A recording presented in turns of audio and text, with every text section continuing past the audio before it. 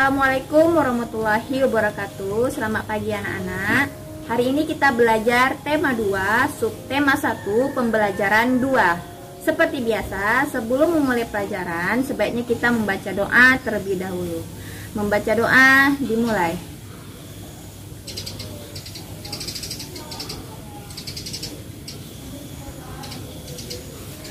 Baca doa selesai. Seperti biasa, sebelum Ibu menjelaskan materi pelajaran, Ibu akan menyampaikan tujuan pembelajaran kita hari ini. Tujuan pembelajaran kita hari ini bisa anak-anak Ibu baca di samping Ibu.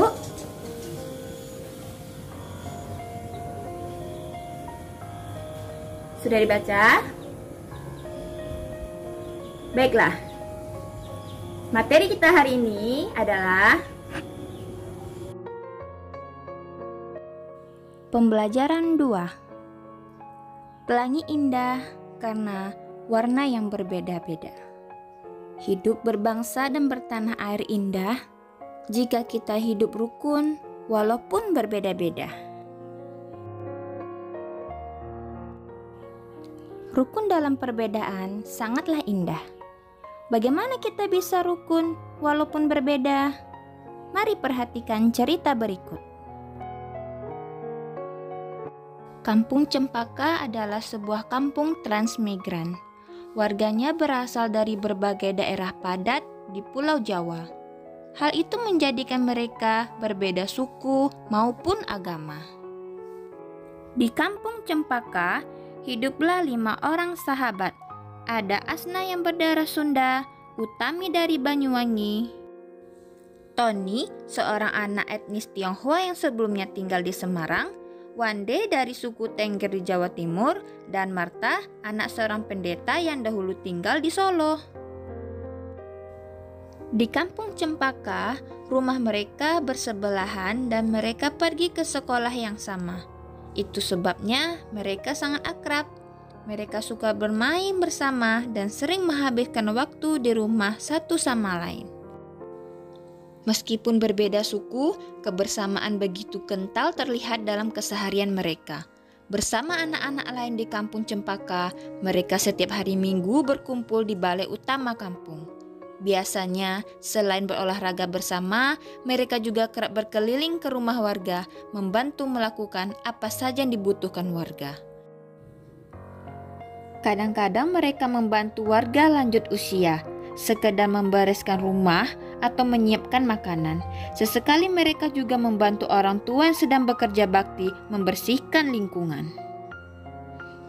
Dari Tony, mereka belajar menari barongsai. Lalu mereka ajarkan tarian itu kepada anak-anak kampung. Sementara itu, setiap tiba saat panen, Wande dan keluarganya akan sibuk memimpin warga membuat tumpeng gede, yaitu nasi khas dari daerah Tengger yang dibuat untuk mensyukuri berkat Tuhan dalam wujud panen raya. Sikap toleransi yang ditunjukkan kelima sahabat itu memang sekedar berupa hal-hal kecil. Hal kecil dalam keseharian itulah yang mencerminkan kehidupan Bhinneka Tunggal Ika. Di Kampung Cempaka yang kaya akan perbedaan, mereka hidup damai berdampingan dan tulus saling menjaga. Setelah mengamati cerita tersebut, kita sekarang mengerti bahwa perbedaan tidak menghalangi persatuan. Dengan bersatu, kita dapat melakukan banyak hal. Dari cerita tersebut, kita dapat menarik kesimpulan tentang persatuan dengan cara hidup rukun dalam perbedaan. Mari kita tulis kesimpulan dalam bagan berikut.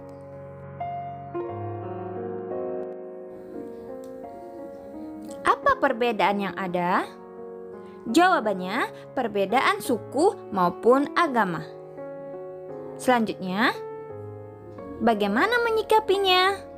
Jawabannya, toleransi terhadap perbedaan tersebut dengan cara tetap bersahabat dan saling membantu tanpa melihat perbedaan yang ada.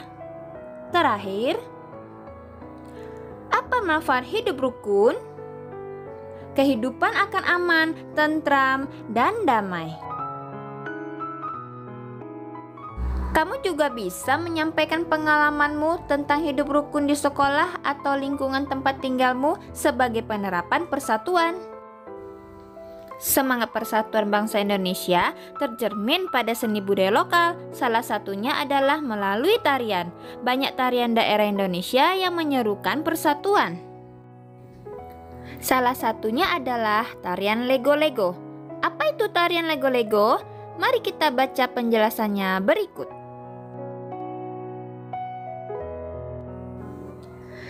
Lego-Lego, tari adat Alor bermakna persatuan.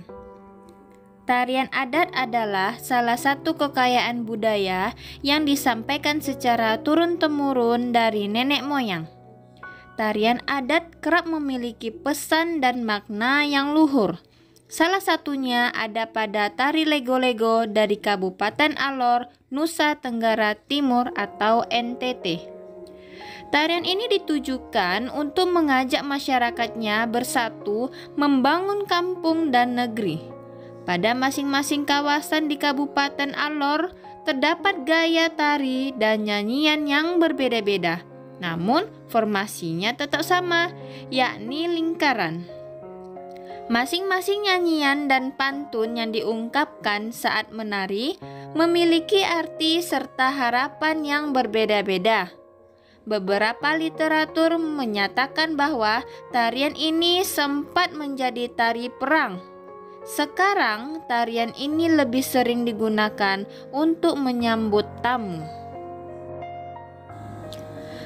Tamu disambut oleh masyarakat yang dituakan, lalu diajak menuju sebuah pohon besar yang rindang, dengan beberapa warga perempuan yang berpegang tangan mengelilingi pohon. Tamu dipersilakan untuk ikut serta dalam tarian tersebut. Dengan gerakan kaki yang diatur sedemikian rupa, penari akan bergerak mengitari pohon. Pada saat yang sama, sirih pinang dan minuman sapi ditawarkan.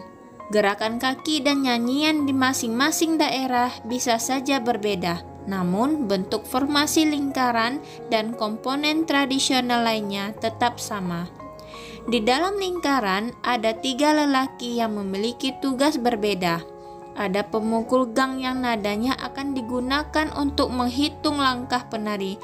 Kemudian ada seorang laki-laki yang bernyanyi sekaligus mengucapkan pantun, dan seorang lagi bertugas membagikan sirih pinang serta minuman sapi. Selain menjadi identitas setiap suku, tarian ini menjadi salah satu identitas pemersatu masyarakat. Alor yang punya mimpi agar masyarakat dan pendatang terus bersatu membangun kampung serta negeri. Tarian Lego-Lego ini sangat menarik, bukan? Setiap tari tradisional terdiri atas penari yang melakukan tarian secara perorangan, berpasangan, atau berkelompok. Kegiatan menari lebih dari 1 orang, apalagi berkelompok, dalam jumlah yang cukup besar membutuhkan kekompakan. Posisi dalam menari perlu diperhatikan oleh seorang penari. Pengaturan posisi ini disebut dengan pola lantai. Seorang penari harus memperhatikan perpindahan, pergerakan, dan pergeseran posisi saat menari. Pola lantai adalah pola denah yang harus dikuasai oleh seorang penari dan berfungsi untuk membuat posisi dalam sebuah ruang gerak. Mari kita perhatikan jenis-jenis pola lantai berikut ini. Perhatikan jenis pola lantai berikut. Pola lantai vertikal atau lurus. Tari klasik banyak menggunakan pola lantai vertikal. Penari membentuk garis vertikal, yaitu garis lurus dari depan ke belakang atau sebaliknya. Pola lantai ini memberikan kesan sederhana tetapi kuat. Beberapa contoh tari yang menggunakan pola lantai vertikal: tari Yospan dari Papua, tari Serimpi dari Jawa Tengah, tari Baris Cengkedan dari Bali. Pola lantai diagonal. Penari berbaris membentuk garis menyudut ke kanan atau ke kiri. Contohnya adalah tari gending Sriwijaya dari Sumatera Selatan. Pola lantai garis melengkung. Penari membentuk garis lingkaran. Tari rakyat dan tari tradisional banyak menggunakan pola ini. Pola lantai ini memberi kesan lemah dan lembut. Contoh tari yang menggunakan pola lantai garis melengkung adalah tari Mak Badong dari Toraja, Sulawesi Selatan, dan tari Randai dari Sumatera Barat. Kamu baru saja mencoba pola lantai dalam menari. Kerjasama yang baik harus dimiliki oleh seorang penari agar menghasilkan tarian yang indah. Perbedaan yang dimiliki oleh para penari tidak boleh menghalangi semangat persatuan dalam menghasilkan tarian yang indah. Demikianlah materi kita hari ini. Semoga ilmu yang Ibu berikan bermanfaat bagi anak-anak Ibu semuanya. Untuk pemahaman materi selanjutnya, anak-anak Ibu bisa baca bukunya di rumah. Ibu akhiri, wassalamualaikum warahmatullahi wabarakatuh.